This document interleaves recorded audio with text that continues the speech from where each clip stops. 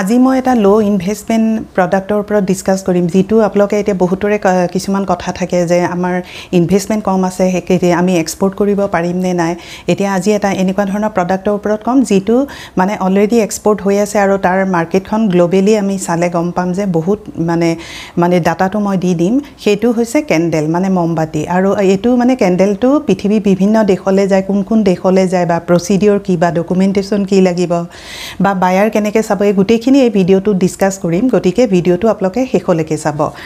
আৰু এতিয়া কথা ইন্ডিয়াৰ পৰা এক্সপোৰ্ট কৰিবলৈ হলে কেনেকে কৰিব how to export candle to other countries and documentation কি বা প্ৰসিডিউৰ কি হেখিনি গুটেখিনি ওপৰত স্টেপ বাই স্টেপ ডিসকাস কৰিম বা এইচএস কোড কি প্ৰডাক্টৰ ওপৰত বা বায়াৰ কেনেকে চাব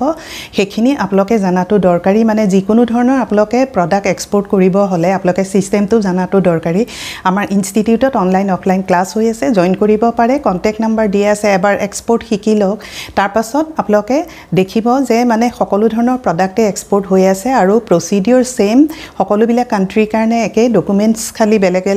অলপ কিছুমান বেলেগ প্ৰডাক্টৰ কাৰণে বেলেগ হেখিনি আপোনালোকে জানিলে বা পেমেন্ট টাৰ্ম ইনকোটাৰ্ম বা বায়াৰ সোৱাটো জানিলে আপোনালোকে ইজিলি এক্সপোৰ্ট কৰিব পাৰিব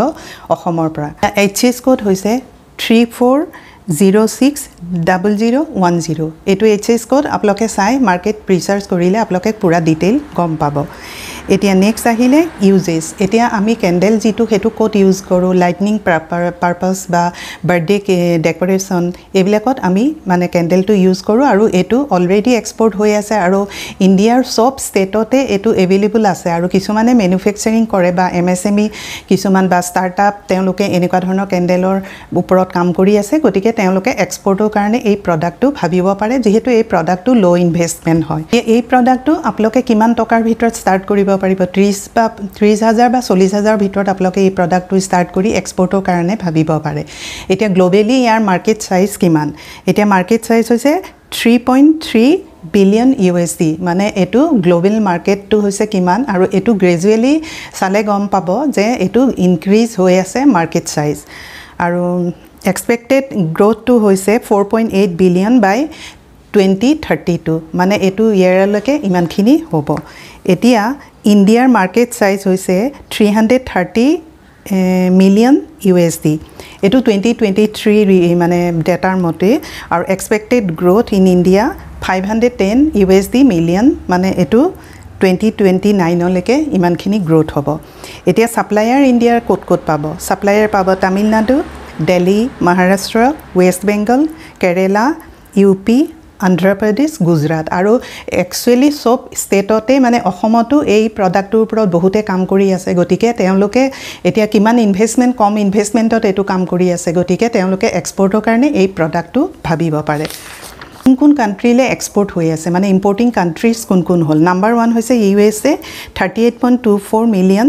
UK 13.69 million Australia 6.4 million and France 2.6 million Italy 1.79 million Netherlands Germany আৰু বিভিন্ন পোলেণ্ড এবিলাক কান্ট্ৰিও অলৰেডি ইম্পোৰ্ট কৰি আছে মানে এক্সপোৰ্ট হৈ আছে ইন্ডিয়াৰ পৰা গটিকে আপোনালোকে এই কান্ট্ৰি বিলাকৰ মই যেহেতু লিষ্ট দি দিছো এইচএস কোড চাই আপোনালোকে এই কান্ট্ৰি বিলাকত টাৰ্গেট কৰিব পাৰে এতিয়া টপ কম্পিটিটৰ্স কান্ট্ৰি কোনবিলাক হয় এতিয়া China number 1 12.2k shipment and Vietnam 11.k USA 5.7k Turkey 4.3k and France 2.8k গটিকে এই কান্ট্ৰি বিলাক আমাৰ কম্পিটিটিভ মানে তেওঁলোকে ইমানখিনি চিপমেন্ট কৰিছে গটিকে তেওঁলোকৰ মানে কম্পিটিটৰ কান্ট্ৰি বিলাক আপোনালোকে গম পালে এতিয়া নেক্সট হল টাইপ কি টাইপৰ মানে ক্যান্ডেল বাহিৰলৈ এক্সপোৰ্ট হয় এতিয়া পিলাৰ বা ডেকোৰেটিভ বা ফ্লোটিং বাৰ্থডে এবিলাক মানে ধৰণৰ মানে ক্যান্ডেল আপোনালোকে মানে এক্সপোৰ্টৰ কাৰণে কৰিব পাৰে আৰু নেক্সট হল প্ৰাইজিং টু কিমান যে এডাল ক্যান্ডেলত 5 টকাৰ পৰা 40 টকাৰ ভিতৰত হয় গটিকে আপোনালোকে এটো এটা বেষ্ট অপৰচুনিটি আছে এটো প্ৰফিট মাৰ্জিন মানে 20 to 40% মানে এটো প্ৰফিট দেখিবলৈ পোৱা যায় গটিকে আপোনালোকে কম ইনভেষ্টমেন্ট কৰি এই প্ৰডাক্টৰ কথা ইজিলি ভাবিব পাৰে কাৰণ ইয়াতে আপোনালোকৰ বেছি পইচা ইনভেষ্টমেন্ট নহয় আৰু নেক্সট আহিলে গভৰ্নমেন্ট বেনিফিট কি আছে DBK এটো 1.20% আৰু road tape হৈছে 0.93% গতিকে আপোনালোকে গভৰ্ণমেণ্টৰ পৰা এখিনি মানে বেনিফিট পাব আৰু পেকেজিং যে এটো হিট ৰেজিস্ট্যান্ট মেটেৰিয়েল দি এটো পেকেজ কৰিব লাগিব এটো আপোনালোকে চালে গম পাব এটো বক্সত ভালকে পেকেজ কৰি কাৰণ এটো বস্তু মানে অলপ মানে জুই লাগিলে এটো অকমান problem hobo gotike enekwa dhoroner material di aploke packaging kori aramse aploke by air by sea ba by courier up service jugedi aploke kom amount ba kom investment kori aploke beleg dekhole koribo pariba aru moi jehetu ekhon kun dekhole already export hoi ase hekhini moi di disu aploke HS code or upor market research kori knowledge loi buyer sai aploke mane ei product to export or karone bhabibo pare etia ahile documentation etia ei product to documents ki lagibo etia moi agote koisu trade license lagibo IEC lagibo export import license ekhini to mandatory documents ba